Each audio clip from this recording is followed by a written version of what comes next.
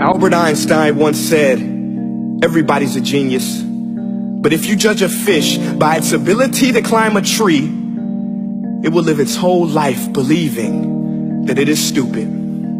Ladies and gentlemen of the jury, today on trial we have modern day schooling. Glad you could come. Not only does he make fish climb trees, but also makes them climb down and do a 10-mile run. Tell me, school, are you proud of the things you've done?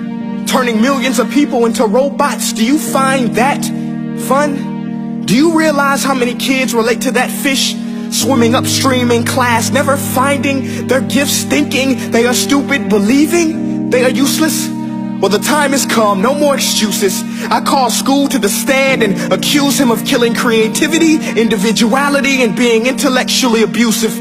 He's an ancient institution that has outlived his usage. So, Your Honor, this concludes my opening statement, and if I may present the evidence of my case, I will prove it. Proceed. Exhibit A.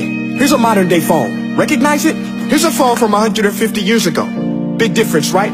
Stay with me. Here's a car from today, and here's a car from 150 years ago. Big difference, right? Well, get this. Here's a classroom of today, and here's a class we used 150 years ago. Now ain't that a shame? In literally more than a century, nothing has changed. Yet you claim to prepare students for the future? But with evidence like that, I must ask, do you prepare students for the future or the past? I did a background check on you and let the record show that you were made to train people to work in factories, which explains why you put students in straight rows, nice and neat, tell them sit still, raise your hand if you want to speak, give them a short break to eat, and for 8 hours a day tell them what to think. Oh, and make them compete to get an A letter which determines product quality, hence grade A of meat. I get it. Back then, times were different. We all have a past. I myself am no Gandhi. But today, we don't need to make robot zombies. The world has progressed. And now we need people who think creatively, innovatively, critically, independently, with the ability to connect. See, every scientist will tell you that no two brains are the same. And every parent with 2 or more children will confirm that claim. So please explain why you treat students like cookie cutter frames or snapback hats, giving them this one-size-fits-all crap. Watch your language. Sorry, Your Honor, but if a doctor prescribed the exact same medicine to all of his patients, the results will be tragic. So many people would get sick, yet when it comes to school, this is exactly what happens. This educational malpractice, where one teacher stands in front of 20 kids, each one having different strengths, different needs, different gifts, different dreams, and you teach the same thing the same way? That's horrific. Ladies and gentlemen, the defendant should not be acquitted. This may be one of the worst criminal offenses ever to be committed. And let's mention the way you treat your employees. Objection. Overruled. I want to hear this. It's a shame. I mean, teachers have the most important job on the planet, yet they're underpaid? No wonder so many students are short-changed. Let's be honest. Teachers should earn just as much as doctors, because a doctor can do heart surgery and save the life of a kid. But a great teacher can reach the heart of that kid and allow him to truly live. See, teachers are heroes that often get blamed, but they're not the problem. They work in a system without many options or rights. Curriculums are created by policymakers, most of which have never taught a day in their life.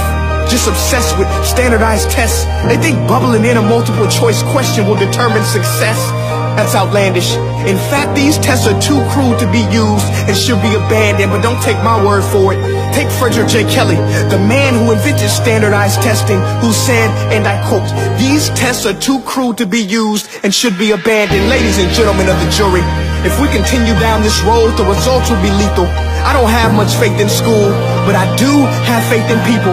And if we can customize healthcare, cars, and Facebook pages, then it is our duty to do the same for education, to upgrade it, change it, do away with school spirit, because that's useless. Unless we're working to bring the spirit out of each and every student, that should be our task. No more Common Core. Instead, let's reach the core of every heart in every class. Sure, math is important, but no more than art or dance. Let's give every gift an equal chance. I know this sounds like a dream, but countries like Finland are doing impressive things. They have shorter school days. Teachers make a decent wage. Homework is non-existent, and they focus on collaboration instead of competition. But here's the kicker, boys and girls.